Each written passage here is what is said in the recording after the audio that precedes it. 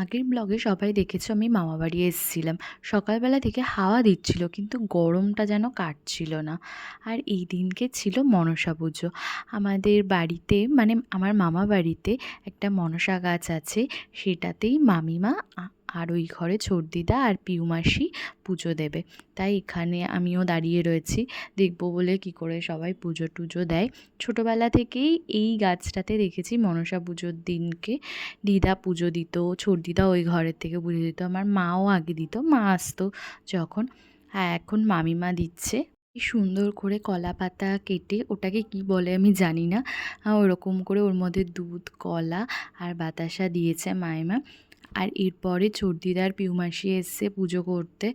এই ছোটদিদা এদিকে মোমবাতি জ্বালাচ্ছিল, আর এত হাওয়া দিচ্ছে ওই দিনকে, শুধু উড়ে যাচ্ছিল। এখানে মাসিমণি আর ছোটদিদা পুজো দিচ্ছিল, আমি দাঁড়িয়ে দাঁড়িয়ে দেখছিলাম।